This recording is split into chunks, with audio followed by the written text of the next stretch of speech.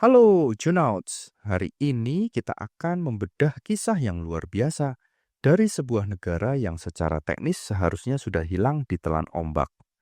Belanda atau Nederland yang secara harfiah berarti tanah rendah, memiliki lebih dari seperempat wilayahnya berada di bawah permukaan laut dan sangat rentan terhadap serangan dari laut utara.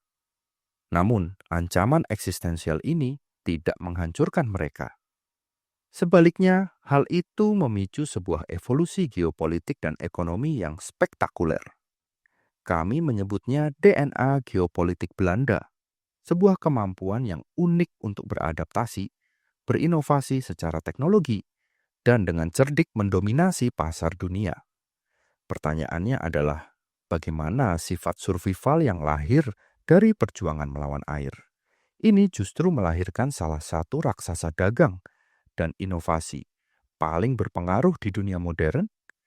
Ini adalah kisah tentang bagaimana kelemahan diubah menjadi kekuatan strategis.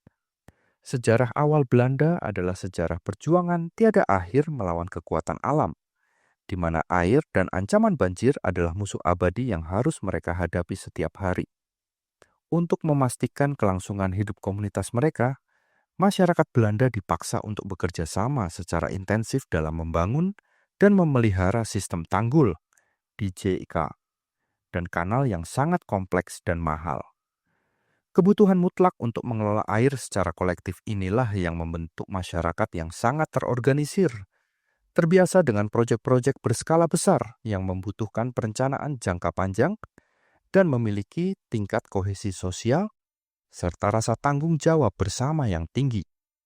Musuh yang mengancam eksistensi mereka justru menjadi pembentuk karakter bangsa yang sangat pragmatis, efisien, dan berorientasi pada solusi teknologi kolektif. Ini adalah pelajaran pertama mereka dalam manajemen risiko nasional. Kebutuhan mendesak untuk mencari lahan yang aman dan subur memicu sebuah revolusi rekayasa sipil yang tak tertandingi, yang dikenal sebagai pembuatan polder.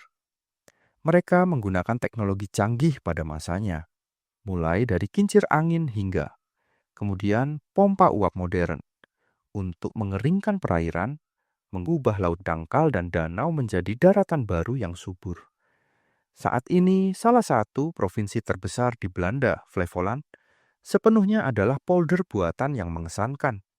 Sebuah keajaiban rekayasa modern yang terus diperluas. Keahlian unik dalam mengubah laut menjadi daratan ini mengajarkan Belanda satu pelajaran geopolitik fundamental, bahwa dengan kecerdasan, teknik, dan modal yang terorganisir, mereka bisa mengatasi keterbatasan alam. DNA survival ini kemudian mereka terapkan untuk mengalahkan pesaing di pasar dunia dengan inovasi yang sama. Perjuangan melawan air juga membentuk kerangka hukum dan kelembagaan Belanda. Untuk mengelola dan membiayai pemeliharaan tanggul, mereka mengembangkan sistem dewan air, Waterschappen, sejak abad pertengahan. Dewan-dewan ini memiliki otoritas pajak dan legislatif otonom, jauh sebelum lembaga pemerintah modern lainnya muncul. Institusi pengelolaan air ini mengajarkan prinsip demokrasi fungsional yang sangat pragmatis, di mana keputusan diambil berdasarkan kebutuhan teknis dan survival, bukan hanya politik ideologis. Model ini menciptakan birokrasi yang efisien dan fokus pada hasil, sebuah model tata kelola yang kemudian mereka ekspor ke operasi VOC dan administrasi negara. Pada tahun 1602, Belanda meluncurkan senjata geopolitik dan ekonomi terbesarnya yang merevolusi perdagangan dunia, Verenigde Oost-Indische Compagnie, VOC. VOC lebih dari sekadar perusahaan dagang. Ia adalah korporasi multinasional pertama di dunia yang diberikan kekuatan setara dengan negara berdaulat. VOC memiliki hak monopoli perdagangan di Asia, dapat mencetak mata uang sendiri, melakukan perang, dan menandatangani perjanjian atas nama negara Belanda. Model ini adalah contoh revolusioner tentang bagaimana kekuatan pasar dapat disandingkan dengan kekuatan militer. Sebuah inovasi kapitalisme yang brutal, namun sangat efisien dalam mencapai tujuan kolonial. VOC membuktikan bahwa entitas non-negara bisa mendominasi jalur perdagangan global.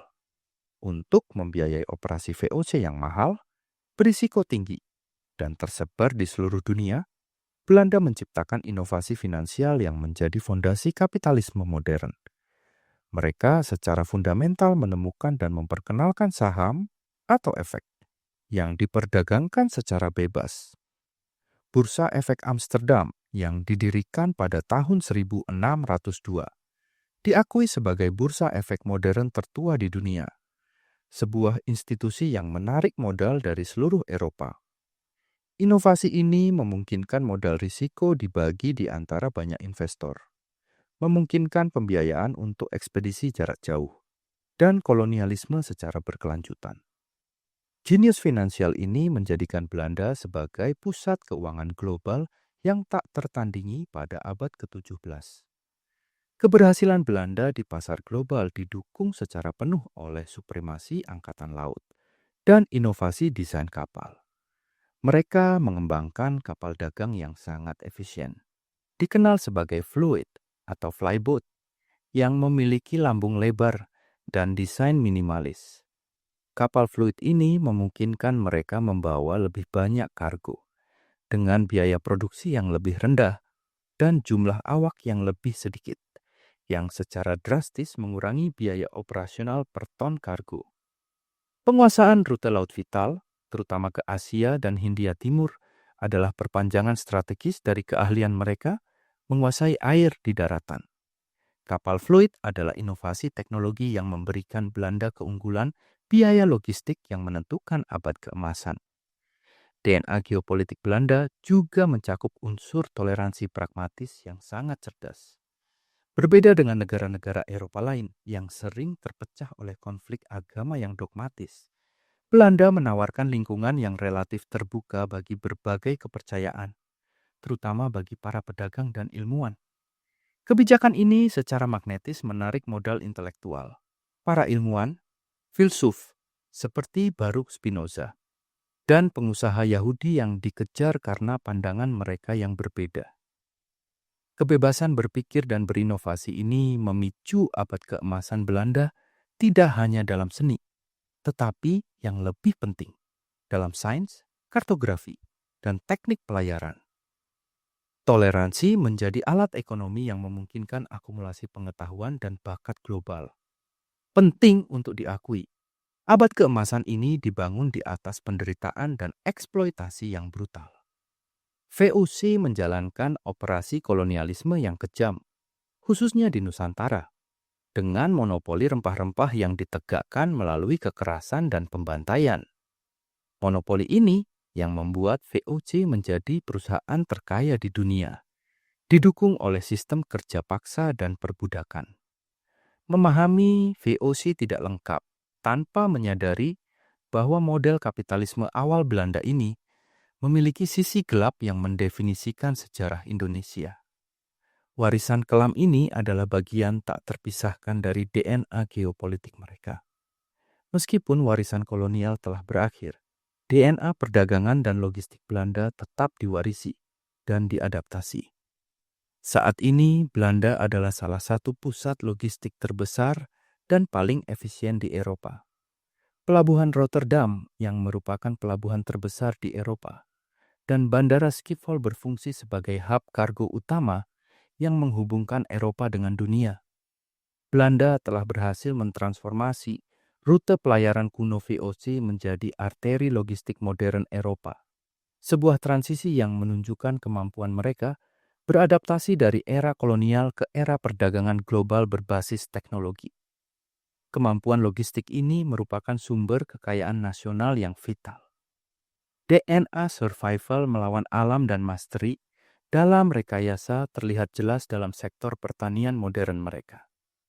Meskipun wilayah daratannya sangat kecil, Belanda adalah pengekspor produk pertanian terbesar kedua di dunia setelah Amerika Serikat.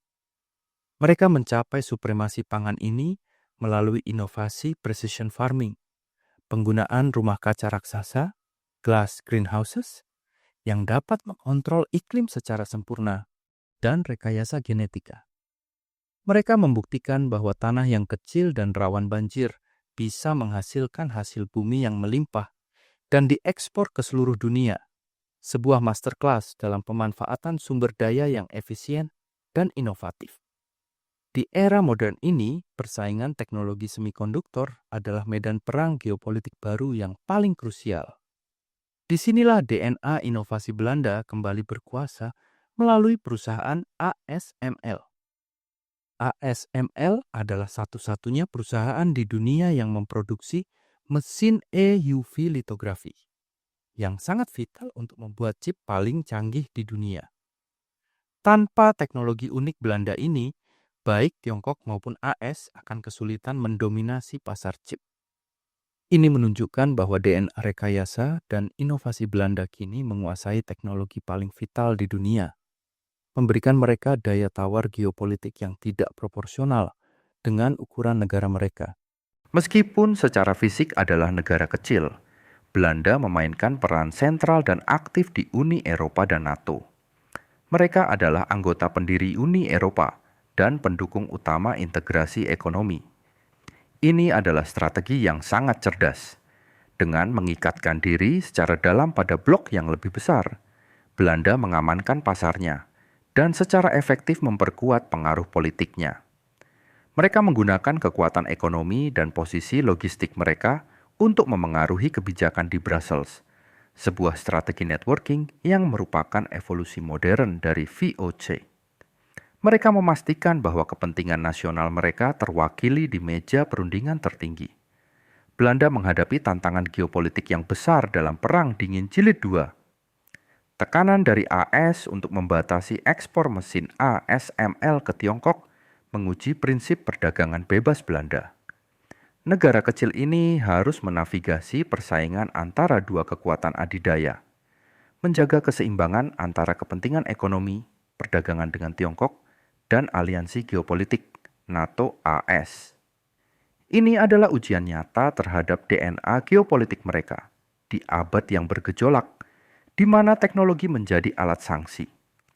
Bagi Indonesia, memahami DNA geopolitik Belanda memberikan pelajaran strategis yang penting. Indonesia dapat belajar dari kemampuan Belanda dalam inovasi teknologi, dari polder ke ASML, dan keahlian mereka dalam logistik maritim.